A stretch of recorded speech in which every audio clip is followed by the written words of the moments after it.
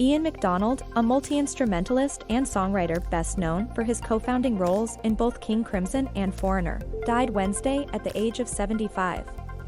A rep for McDonald confirmed the musician's death, adding that McDonald passed away peacefully on February 9, 2022, in his home in New York City, surrounded by his family.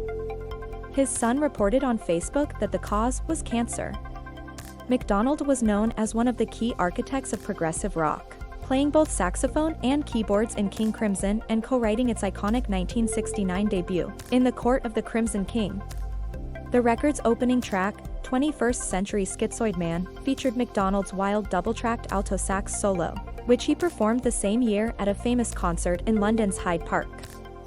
He left King Crimson before the year was over, moving on to a duo project with Crimson drummer Michael Giles.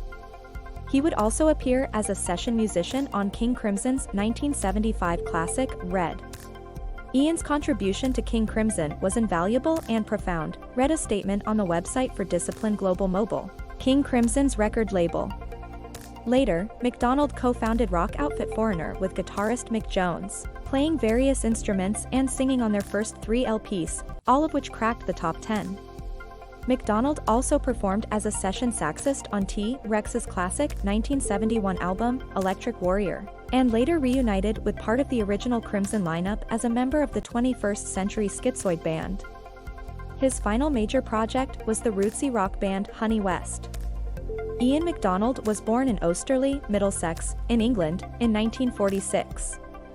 He served for 5 years in the British Army, playing in a jazz band. He collaborated with the group Giles, and Fripp, an early project featuring fellow Crimson co-founders Robert Fripp and Michael Giles that planted the seeds for King Crimson.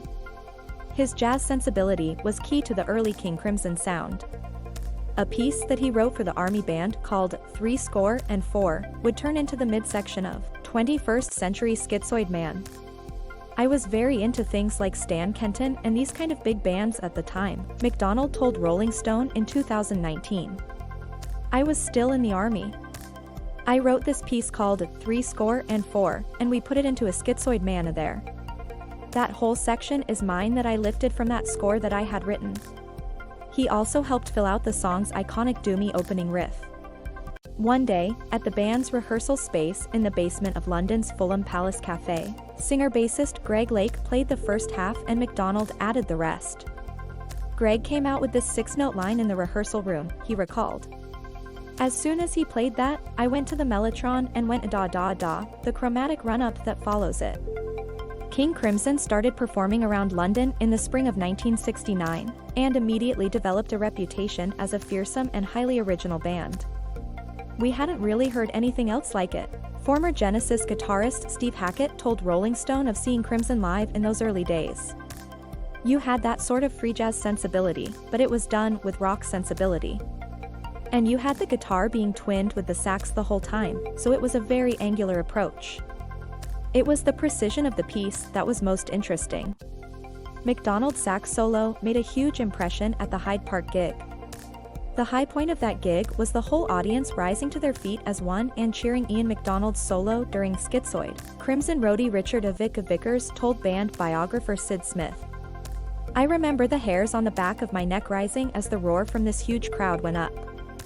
Schizoid Man became a highlight of In the Court of the Crimson King, which also featured moodier tracks like Epitaph, and The Court of the Crimson King that highlighted McDonald's skill on other instruments, including the mellotron, flute, and harpsichord. The band embarked on a successful tour in late 1969, honing a daring, improv-driven live show. But McDonald and drummer Michael Giles quickly decided to part ways with the band. I was probably not emotionally mature enough to handle it, and I just made a rather rash decision to leave without consulting anyone, McDonald told Sid Smith. He can be seen briefly in a trailer for the upcoming King Crimson doc In the Court of the Crimson King, tearing up and apologizing to Fripp for breaking his heart with the departure. After his original stint in Crimson, McDonald made a duo album with Giles, and spent time as a session player, adding sax to T. Rex's iconic Get It On, as well as 2 tracks from King Crimson's later masterpiece, Red.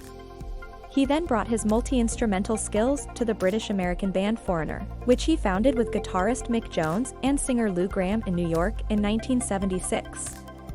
McDonald played on all of the band's biggest early hits, including staples like Feels Like the First Time, Head Games, Hot Blooded, Double Vision, and Head Games. He also co-produced the group's first 3 albums, 1977's Foreigner, 1978's Double Vision, and 1979's Head Games. McDonald would return to both the King Crimson and Foreigner orbits in later years. In 2002, he reunited with former Crimson bandmate Michael Giles in the 21st Century Schizoid Band, which played the original Crimson repertoire.